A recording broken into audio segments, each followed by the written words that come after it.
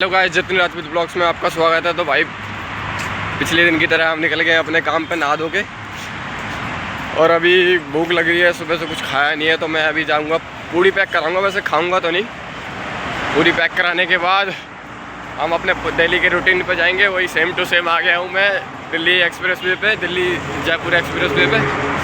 तो आज चलो मिलते हैं आपसे काम पे। आज कुछ नया करने की कोशिश करेंगे। वैसे तो कुछ नया हो नहीं रहा है आजकल, तो चलिए आज कुछ नया करने की कोशिश करते हैं, आपको कुछ नया दिखाते हैं। सुबह सुबह मैं घर से निकल रहा था तो भैया ने बुला लिया कि पूड़ी खा लो, लेकिन मैं अभी खाने का मन नहीं है तो पैक करा रहा हूँ। लंच में खाऊंगा। और ये अंकल है, बहुत अच्छी बनाते हैं, काफ़ी टाइम से लगाते हैं अंकल।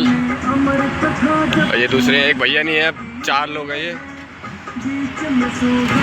ये भाई अपनी गरम गरम पूरी निकल गई है। बस पैक करा के निकलते हैं अपने काम को,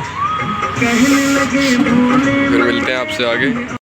जैसे कि देखा आपने, मैं काम पे आ चुका हूँ, और काम पे आने के बाद मैं अपनी गाड़ी चमकाता हूँ। मैं आपको गाड़ी दिखाता हूँ। अपनी गाड़ी है, डेली इसको चमकाना पड़ता है 1 नंबर। फिर इसको अगर कोई कॉल आएगा तो फिर उसके बाद काम कुम करेंगे अपना।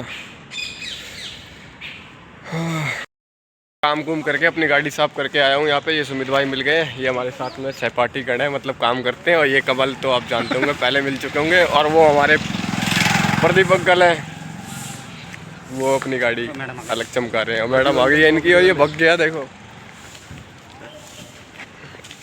और भाई सुमित, बढ़िया लाओगे तुम?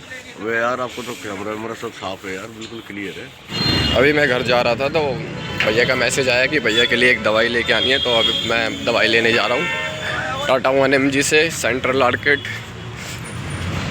ये डील में है। अभी मैं मैडम को छोड़ के घर की तरफ जा रहा था तो भैया का मैसेज आ गया कि दवाई लेके आनी है। तो मैं भाई दवाई ले ली अपनी, और जहाँ भी चलते हैं गाड़ी से चलते हैं अपन, और कुछ नहीं है। चलिए भाई अपनी गाड़ी में बैठ गए, अब चलते हैं अपने घर की तरफ, मतलब अपने कार्यस्थल की तरफ जहाँ हम काम करते हैं। और फिर करेंगे नाश्ता, और फिर मिलते हैं आपसे आगे के ब्लॉग में। भाई हम अपने घर की तरफ जा रहे हैं, और ये सेंट्रल आर्केड है। यहाँ पे हमेशा भीड़ रहती है यार, गाड़ियों की लाइन लगी रहती है। ट्रैफिक मैनेज करना नहीं आता इन लोगों को। बहुत अच्छा मार्केट है, यहाँ पे सब कुछ मिलता है A to Z। जो बड़े मार्केट्स मॉल वगैरह में मिलता है, ये वो यहाँ पे भी मिलता है। Barber shop, medical shop, clinic, सब कुछ।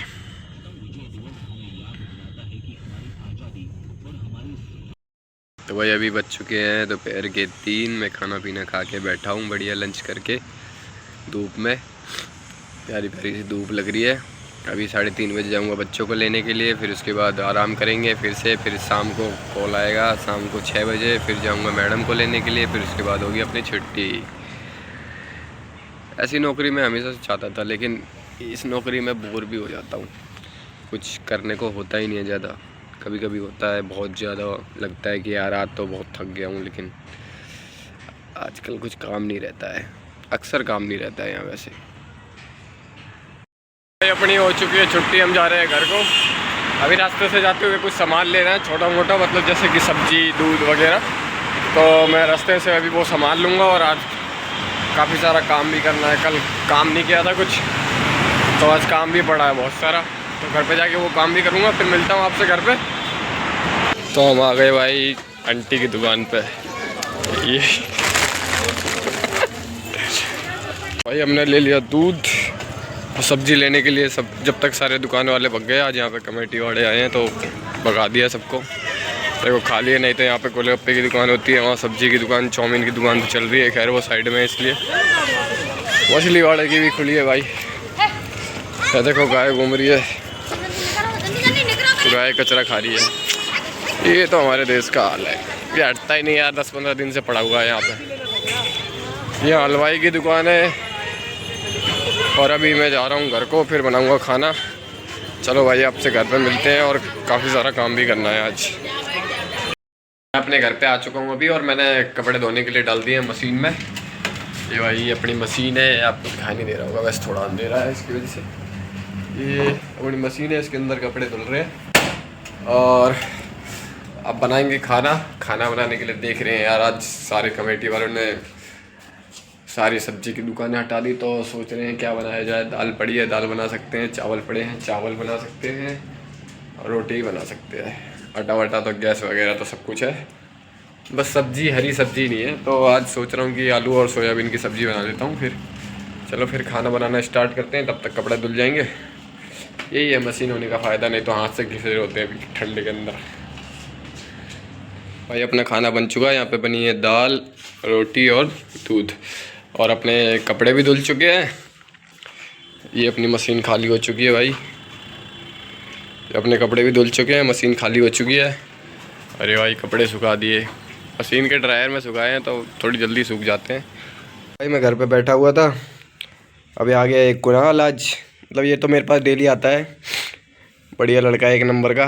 पहले हमारे साथ ब्लॉग भी, एक दो ब्लॉग भी बनाए, इसमें ब्लॉग नहीं सॉरी वीडियोस बनाए हैं, इसमें वीडियोस में भी आया है। तो ये हम बात करते हैं, फिर आपसे मिलते हैं बाद में।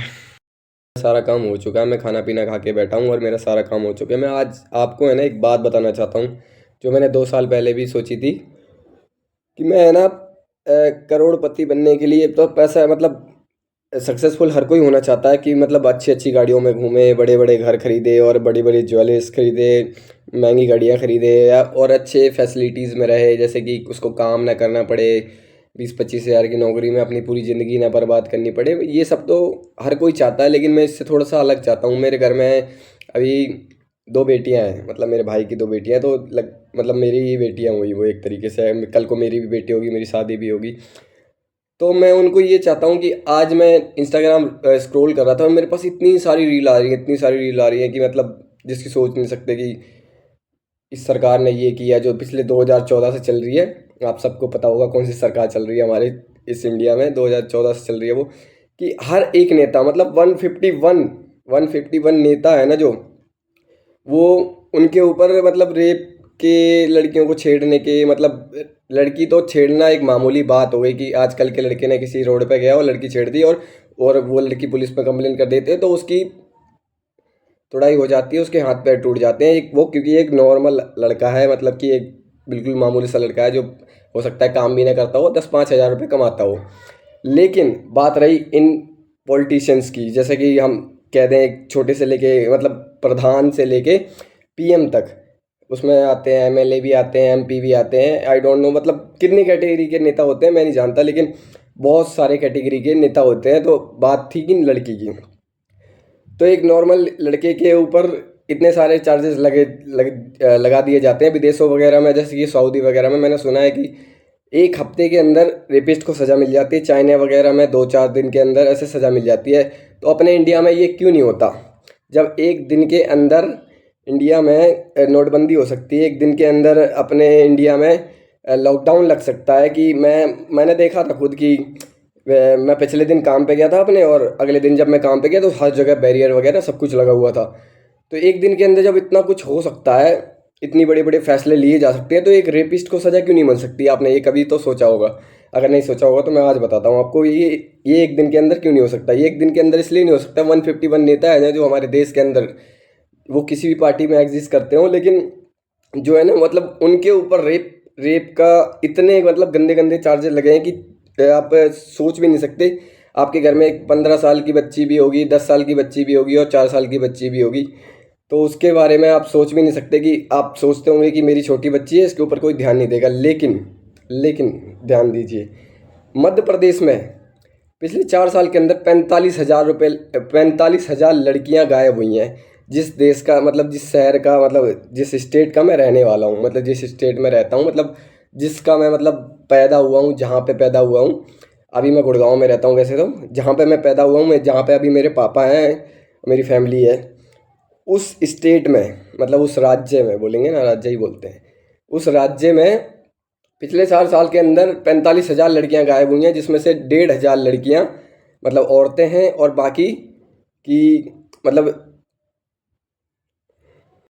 उत्तर प्रदेश के अंदर पिछले 4 साल के अंदर 45,000 औरतें और लड़कियां गायब हुई हैं, जिसमें से 1.5 साल के अंदर 21-23 हज़ार लड़कियां गायब हुई हैं, जिसमें से 1,500 औरतें थीं और बाकी 21,000 के करीब, 21,000 से ऊपर लड़कियां थीं, जिनकी उम्र थी 6 साल से लेके 20 साल के उम्र के बीच।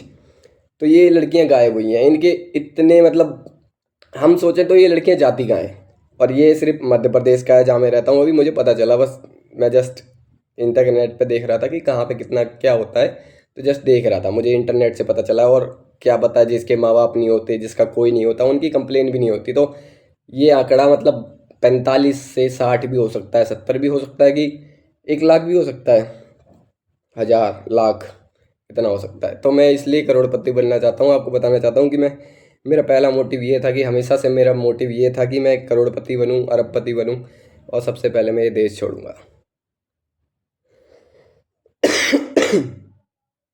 करोड़पति इसलिए बनना चाहता हूँ कि मैं ये, आप कहेंगे कि आप, मैं देश छोड़ूंगा सबसे पहले, तो मैं ये कहना चाहता हूँ। लेकिन अगर आप एक गरीब हैं जैसे कि मैं हूँ अभी, मेरे को मतलब पूरा भरोसा नहीं है कि मैं इस ऑनलाइन ब्लॉग्स के जरिए मैं अमीर हो जाऊँगा या करोड़पति हो जाऊँगा। आई डोंट नो, किसी किसी की किस्मत होती है, अच्छा चल जाता है तो हो जाता है अमीर, करोड़पति हो जाता है। लेकिन मैं चाहता हूँ कि मैं सेफ़ रहूँ।